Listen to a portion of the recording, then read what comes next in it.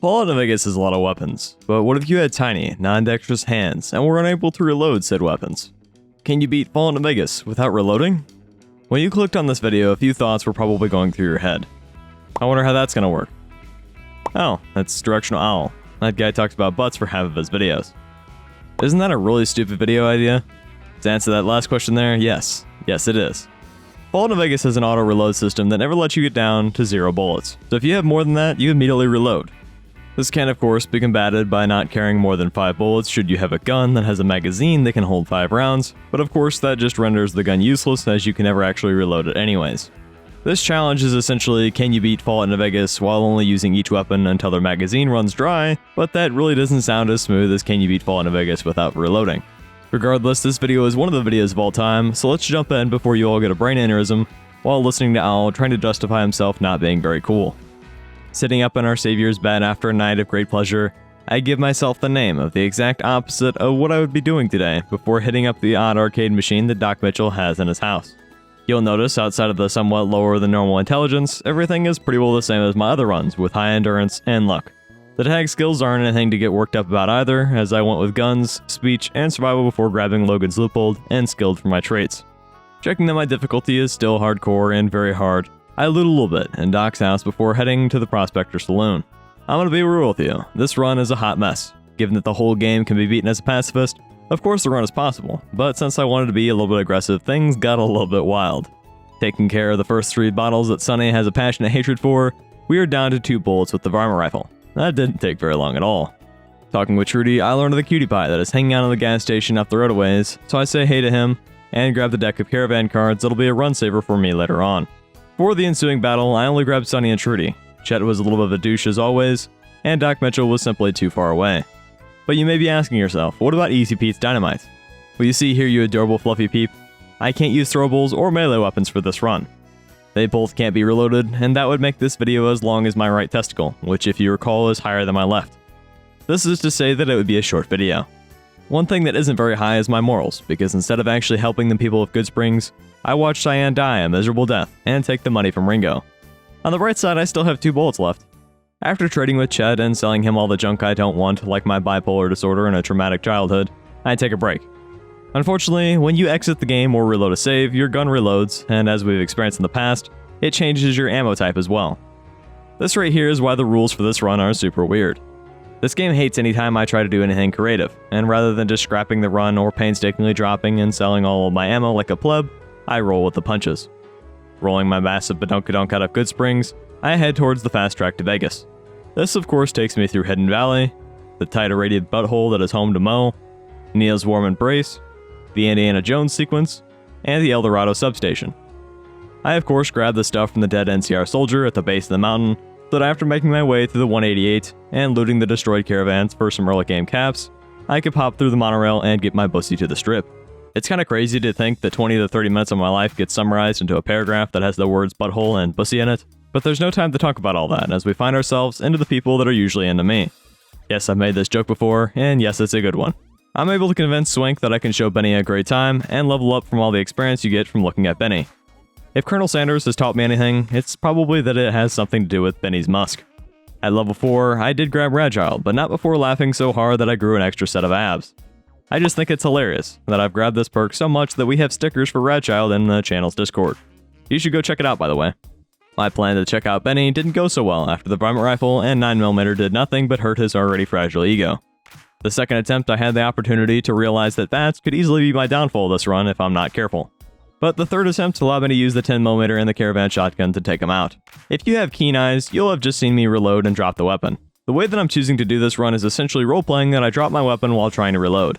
But again, it's just to avoid having to spend an hour in my Pip-Boy looking at numbers to get the correct amount of ammo. At level 5, I grab guns and realize how stupid this run really is before talking with Yes Man and spending 2 minutes at the water fountain outside of the cannibal's house. This just shows those of you Radchild haters what my life would be like without the sweet pea salad that it takes to all of its family gatherings. At this point, I have a child, and they are pretty rad. Not as rad as me popping by the Lucky 38 to see Victor, opening a highly secured door, and killing Mr. House, but still pretty rad. Rather than using bullets like a peasant, I disable him through the console. I haven't done this in forever, and this will likely become my new main method of dealing with him because I think gamer hands are hotter than the sun. The only thing hotter would be the receptionist in Gamora. I mean, look at that neck seam just above her clavicles. Her eyebrows tapering off as they move to the side. Her sternocleidomastoids evident from even 20 feet away.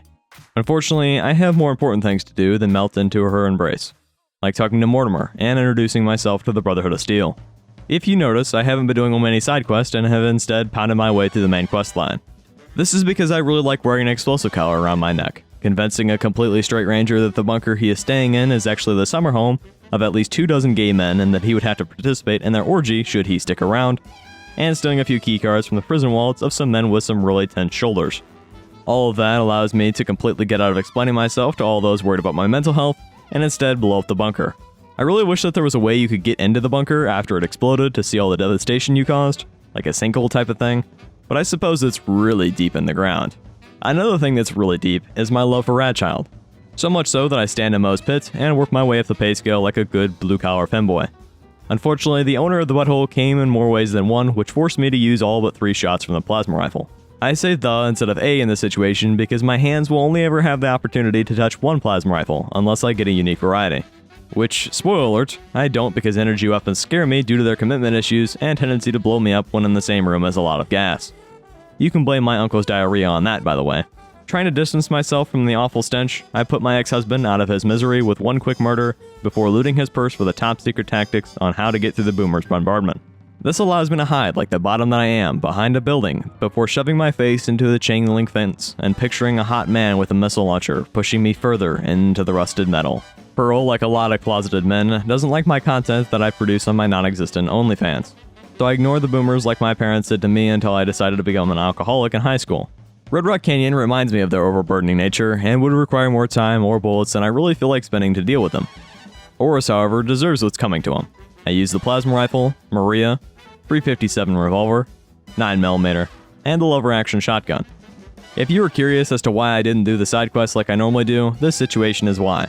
Sure, you don't need to kill Oris, but using 6 weapons to deal with one guy is ridiculous, and really shows how very hard difficulty just makes enemies bullet sponges. Heading into the strip, I talk with Yes Man to tell him that I met with all the factions and choose to avoid them except for the Brotherhood of Steel, which I completely eliminated. I wish I could eliminate this long cutscene from the game, but instead have to apply a little bit of patience before talking with Yes Man again and visiting the power station. At this point, I was canonically ready for the final battle, but armed with nothing but a few toothpicks, I felt that I should get some more weapons. I was curious to see that if I could kill a few others for their weapons, thus allowing me to do a few side quests, so I started with the Lonesome Drifter. Taking him out with a single shotgun, I netted 6 bullets in exchange for 1. Not too shabby, let's keep it up. I loot a little bit at the next gas station and run into Malcolm Holmes while pleasuring myself inside of No Bark's shack. You may be asking yourself, why is he talking with that crazy guy? But the real question you should be asking yourself is, why does Owl like playing Caravan so much? I really don't know. Maybe it's because it's a simple game that can make you a lot of caps if you have the patience for it. Maybe it's because I like it when you watch me with that slight smile dawned on your face that slowly erases all the bullcrap you have to deal with throughout the day. If that's you and you do happen to like my content, consider checking out my Patreon. You get early access to video thumbnails, access to a special Discord channel, and make me the happiest femboy on the planet willing to do anything to appease you, like playing Caravan. Armed with my rather stiff sock full of caps, I proceed with the gun gathering segment, which includes grabbing that gun, the hunting rifle, and Big Boomer. Originally I was going to try to kill people, grab their weapons, and use said weapons on the next person, but when you end up having to waste all the armaments you just got on dogs who strangely enough don't carry guns, that really throws that plan in the grinder. I tried thinking outside of the box by grabbing a few unique weapons, but ultimately ended up spending roughly 100,000 caps to get the required armaments. I bought Esther, an anti-material rifle, and the medicine stick to name a few of the heavy hitters before stopping by Gamora to buy all of their drugs. Heading back to Yes Man, I start the final battle of Hoover Dam. For the majority of this first section here, I played it mainly as a pacifist, as I needed to try to save as much ammo as possible for the guy who takes his Mars cosplay a little bit too seriously. Made it inside with very little issue outside of a game crash, and I'm able to lure the Legion in the next room to get them to backtrack to the NCR Power Armor dudes. In hindsight, it would have been pretty cool to use Esther with a big kid around indoors, but maybe we'll leave the dangerous stuff to Mythbusters. After blowing up the place and running back through all the much more hostile femboys, I made it back on the dam. I had hoped to find another weapon on the Centurions, but they all were carrying anti-material rifles, which only made me more blessed to be alive. Joshua Graham would be proud of the cage boy that I've become. This time around, the battle with the Legate actually really sucked. Sure, I could have gotten my speech up to avoid it, or used other guns to get to a higher level, But I wanted to get this challenge over as quickly as possible, as I was starting to feel the regret building up inside for how many weapons I've thrown on the ground. This is of course evident by my miraculous and sudden loss of my ability to aim, but after a few reloads, I'm in tip-top shape and start moving forward with the medicine stick. The first guy goes down with relative ease, but when I had to swap to a weapon that bottoms use to get their hair removed, things got a little less productive. It wasn't long before I blew through the rounds from that gun, the cowboy repeater, and Big Boomer. The next Legionary saw 30 bullets from the 9mm, and the battle rifle finished them off like I used to do Boone anytime he said he was feeling urges. I would just tell him to close his eyes and think about Carla, but eventually I got to Legate Lanius. I unironically have 15 minutes of clips from this fight, as it was insanely challenging, so I'd like to talk about a challenging time in my life. I had always been fascinated with the natural world and how it worked. Growing up, I spent countless hours exploring the woods near my house, collecting bugs and observing wildlife. So when it came time to choose a major in college, I knew exactly what I wanted to study: biology. This would evolve into something else later on, but we'll leave that for another story. The first few weeks of college were exciting. I was living on my own for the first time and learning all sorts of fascinating things about the world. However, as the weeks turned into months, I began to feel more and more isolated. I found it difficult to connect with my classmates, who all seemed to be so much more social and outgoing than I was. They would go out to parties and hang out in large groups, while I preferred to spend my evenings in the library or in my dorm room, reading about the latest research in my field and pursuing my many hobbies. At first, I thought it was a matter of time. I assumed that eventually I would find my place and make friends who shared my interests. But the longer I spent at college, the more I felt like an outsider. One day I found myself sitting in the cafeteria at an empty table. It was a buffet, so I had packed on a few pounds, but was still in pretty decent shape. I was just thinking about how college had felt like an exact replica of high school when I noticed a girl across the room. She had long blonde hair and was laughing with two of her friends. I couldn't take my eyes off of her. There was something about her that drew me in, and I felt a strange urge to go talk to her. I hesitated for a moment, feeling nervous and unsure of myself. But then I reminded myself that I had nothing to lose but my pride, and I mustered up the courage to go walk over to her table. The tray in my hands seemingly grew in weight exponentially as I grew closer to her. About halfway there, she noticed me, and the table had gone silent. Upon arrival, my mind went blank. Time seemed to freeze, and I stood there for some time. What was even the point? After all, we'd break up, or she would reject me, and I would be forced to go through the cycle that I had been through too many times. I pushed down my negative thoughts and struck up a conversation about our Charizard that was dangling off her backpack sitting next to her. We ended up talking for hours that day after our final class. We covered everything from our favorite movies to our dreams for the future. As we talked, I felt a connection growing between us, and I knew that I had finally found someone who understood me. She didn't like to party or be in large groups. She didn't feel like studying was lame. Over the next few weeks, we had started spending more and more time together. We would meet up after class, go for walks around campus, and talk about everything under the sun. I was never the sporty type, but man, if I didn't get into the badminton, like raccoons digging for dog poop out of the trash can during last year's hiking trip. I found myself looking forward to seeing her every day, and I couldn't wait to get to spend as much time with her as possible. As our friendship grew stronger, I realized that I was falling in love with her. Her smile, her laugh, her intelligence, and her kindness all drew me in, and I knew that I wanted to be with her forever. A debate for obsession versus love can be made, but we'd all be guilty at one point or another in our lives. One day I finally mustered up the courage to tell her how I felt. I took her out to dinner, and as we sat across from one another, I poured out my heart. She looked at me with blank eyes, and I felt my heart stop. Part of the issue about asking someone who you consider to be your friend to date you is that nagging sense that you're going to break everything, ruin what you've built. While that is exactly what happened here, when she told me that she wasn't interested in dating until after college, I realized that falling in love with her was the best thing that ever happened to me. She taught me that it's okay to be different, it's okay to be a little bit weird, and that sometimes the best things in life are the things that we never expect. Like finally beating Lanius, because wow, that took much longer than I expected.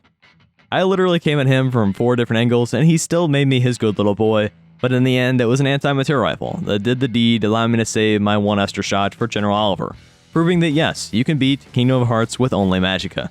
After completing this challenge on very hard and hardcore, I realized that it would have actually been pretty fun on an easier difficulty, and that I'm eager to try the random weapon mod when I get a chance to do so. With all that out of the way, I'd like to thank my patrons. You guys make these videos possible when the ad revenue really doesn't cut it. Thank you. If you like my content, here's some other goodies for you to watch. I've been Owl, but do me a favor, will you? Have a good one.